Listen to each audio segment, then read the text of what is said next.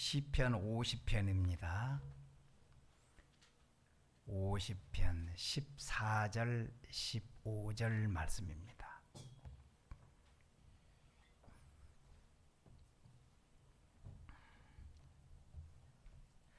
합독하겠습니다.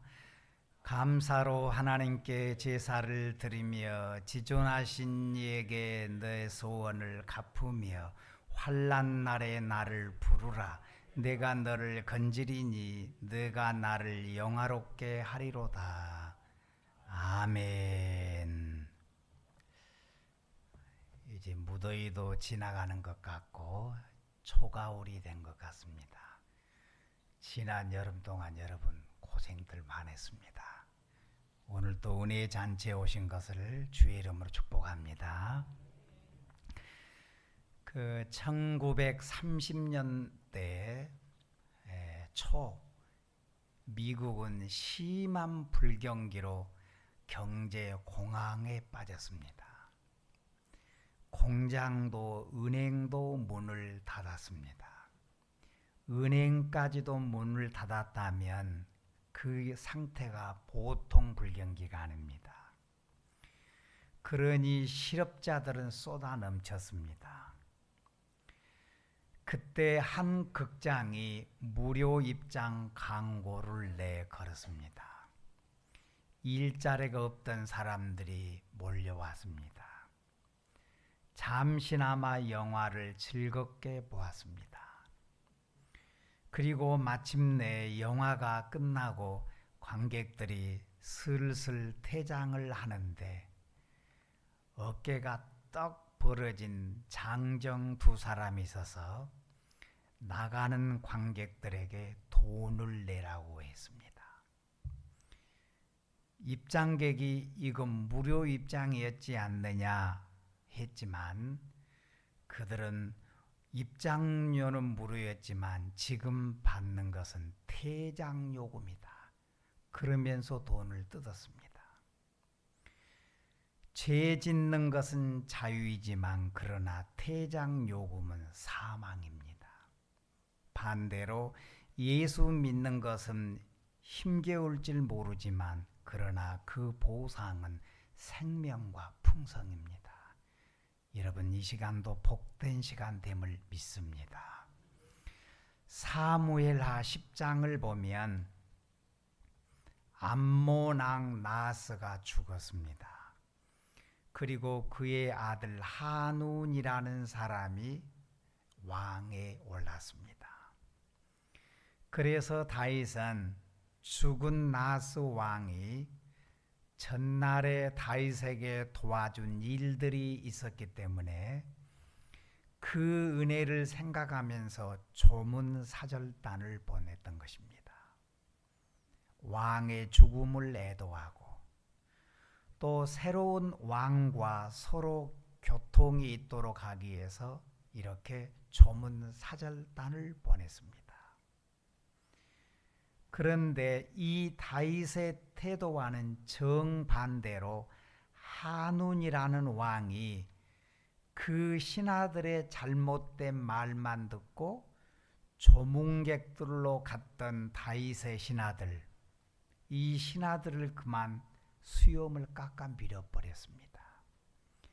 의복도 궁둥이 부분에까지 다 잘라버렸습니다.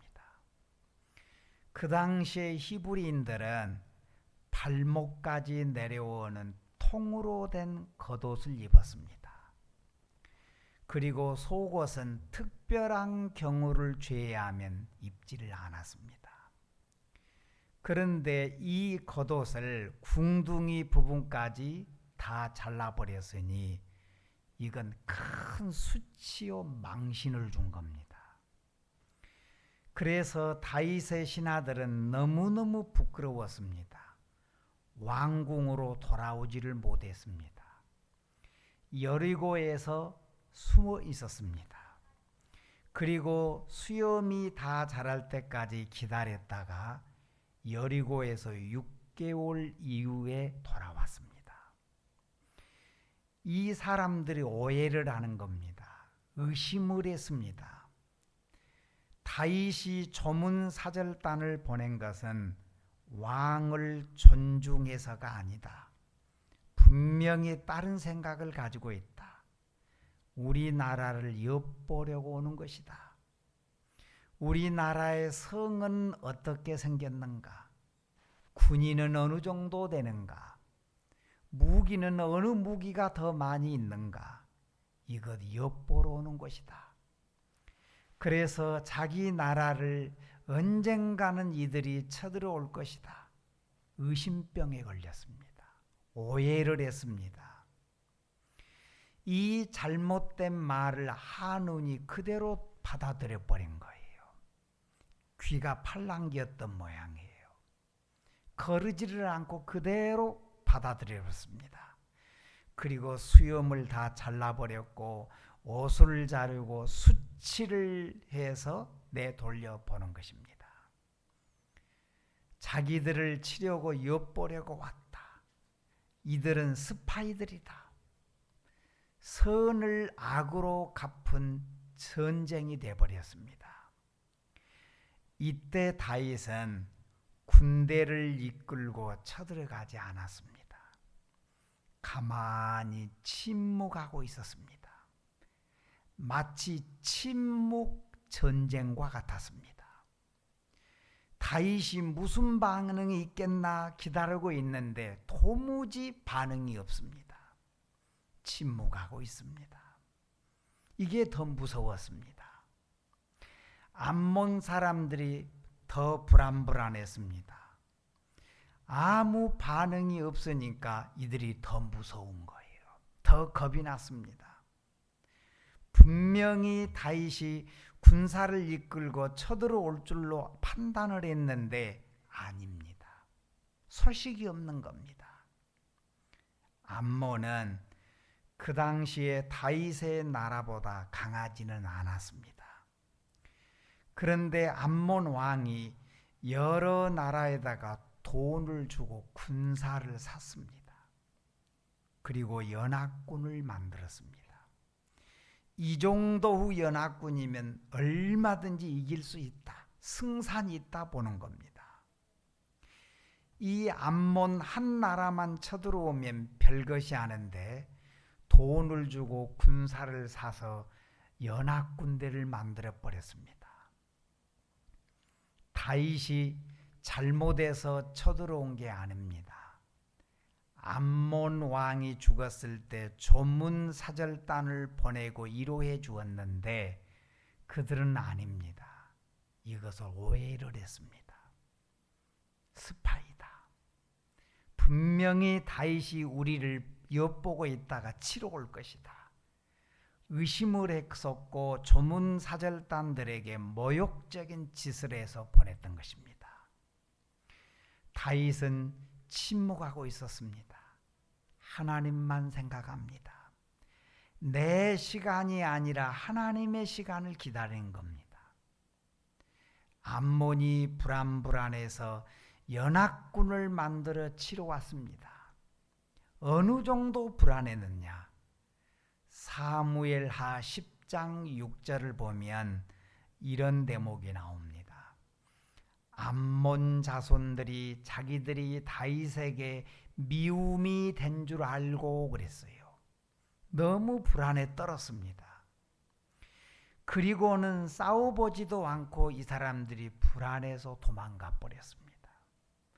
수도가 점령을 당했습니다.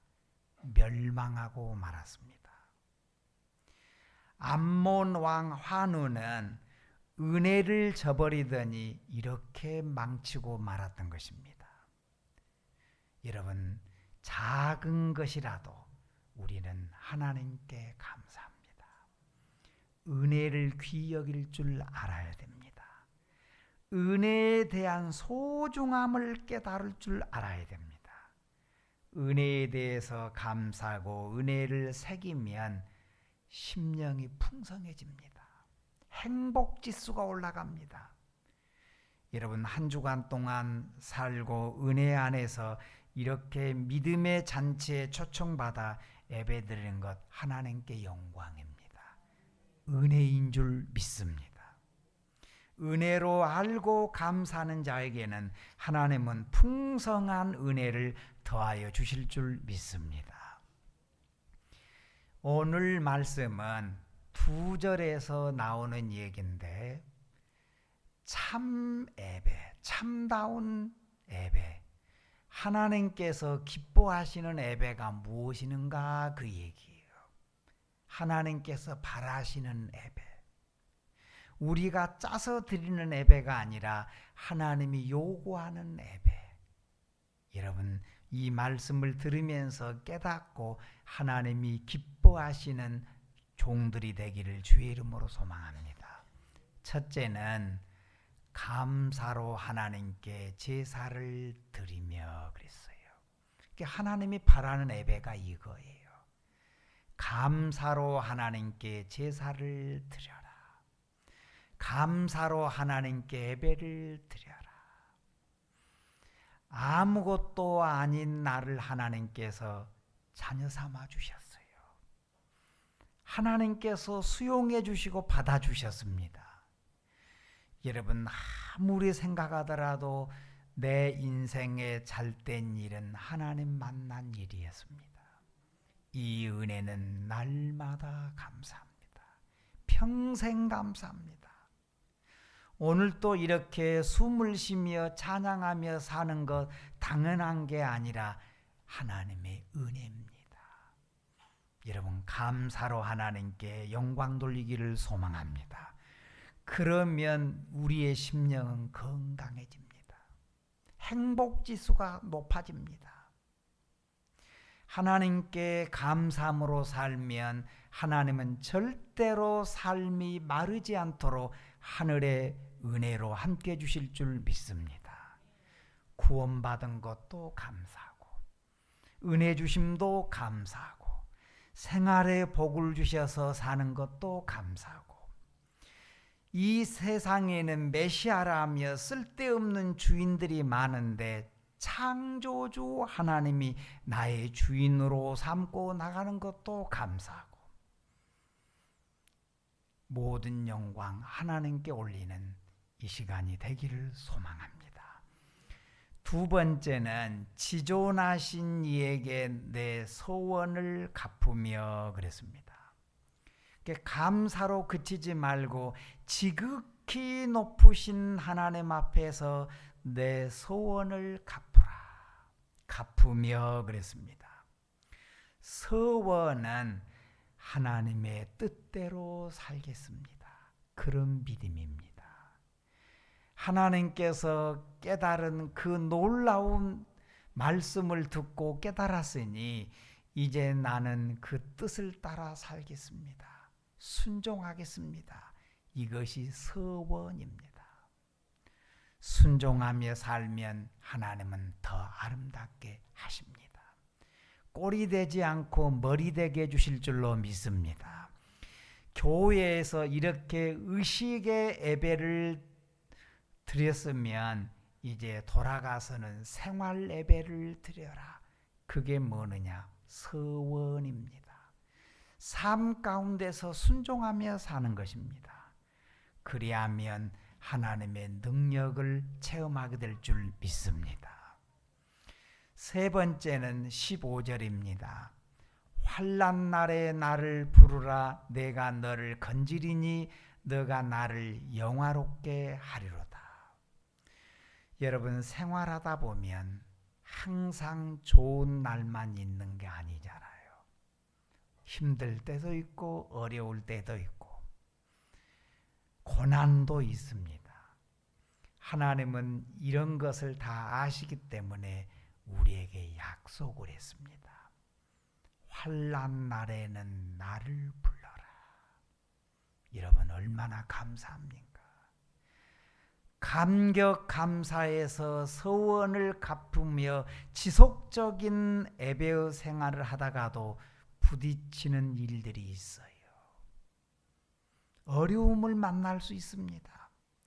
그럴 때는 절대로 실망하지 말고 원망하지 말고 환난 날에는 나를 부르라. 그럴 때 실망하지 말고 나를 찾아라. 그러면 내가 해결해 주리라. 할렐루야. 하나님은 약속하셨습니다.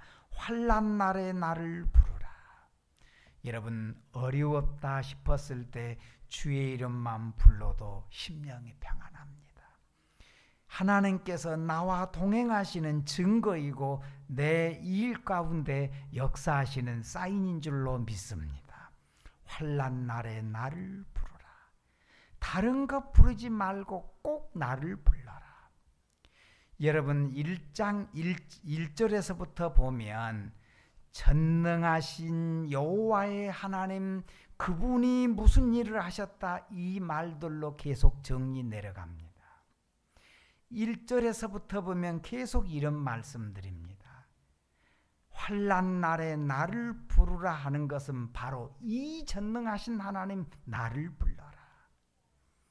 다른 것 말고, 다른 것 부르지 말고 1절에서 말씀하신 전능하신 여호와 하나님, 하나님 나를 불러라, 그런 얘기입니다.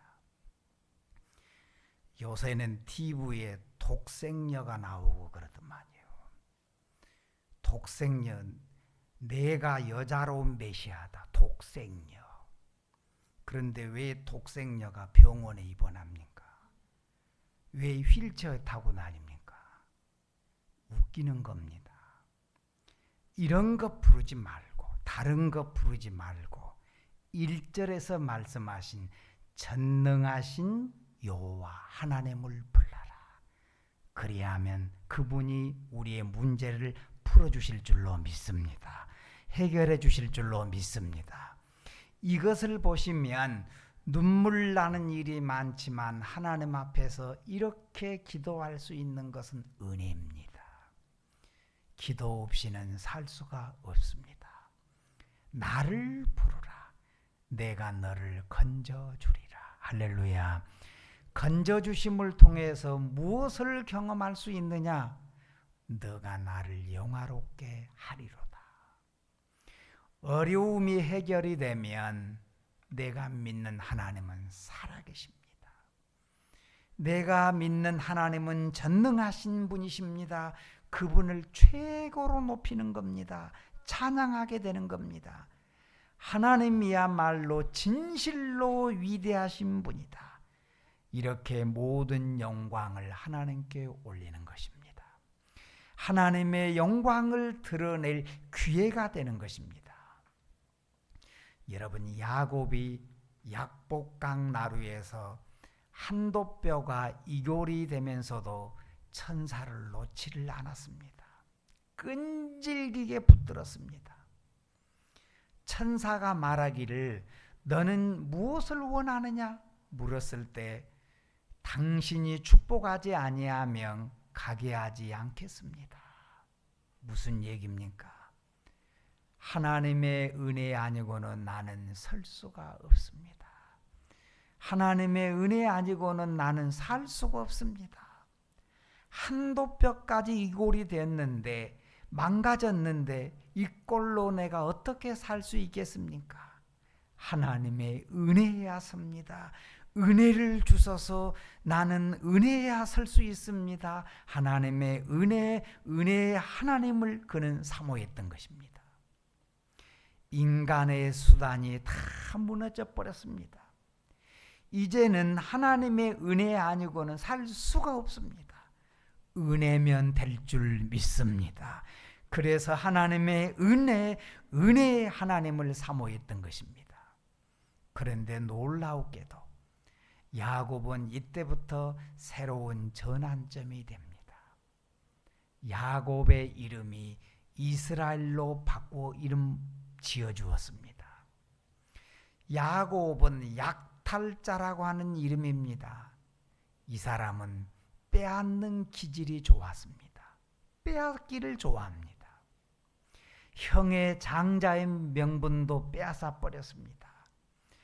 나반의 집에서도 있는 경제를 빼앗으려고 애를 썼습니다. 이것이 야곱의 인생에 있어서 전반부였습니다. 약탈자였습니다. 그가 약복강 나루에서 기도한 이후에 달라졌습니다. 섬기는 사람으로 달라졌습니다. 짐승의 한 몫을 떼어서 에서에게 주었습니다. 애굽 왕에게도 축복 기도를 해줍니다. 잘 돼야 됩니다. 이렇게 놀랍게 변했습니다. 당신은 세상적으로는 왕이지만 내가 축복 기도를 해야 합니다. 그는 하나님의 이름을 영화롭게 했습니다. 여러분, 참 예배는 감사, 서원, 기도 이 3종 세트가 하나로 움직이는 겁니다. 세 가지이지만 이것은 하나로 우리의 마음속에 삶 가운데서 작동되는 겁니다. 감사하고 서원하고 기도하는 겁니다. 감사로 하나님께 나아가면 그 인생은 반드시 풀립니다. 은혜를 더하여 주실 줄 믿습니다. 그런데 인생이 받은 은혜를 모르고 원망이 많고 불평을 하면 그 인생은 꼬여버립니다. 이것이 광야 생활의 이스라엘 백성들의 기질이었습니다. 원망했더니 꼬이고 꼬였습니다. 여러분, 감사하면 꼬이는 문제도 풀리게 될 줄 믿습니다. 환난 날에 나를 부르라. 내가 너를 건지리니 너가 나를 영화롭게 하리로다. 할렐루야. 하나님의 이름을 최고로 높이는 마음이요, 하나님의 이름을 최고로 높이면서 한 주간도 살기를 주의 이름으로 축복합니다. 전능하신 하나님은 우리의 동행자입니다.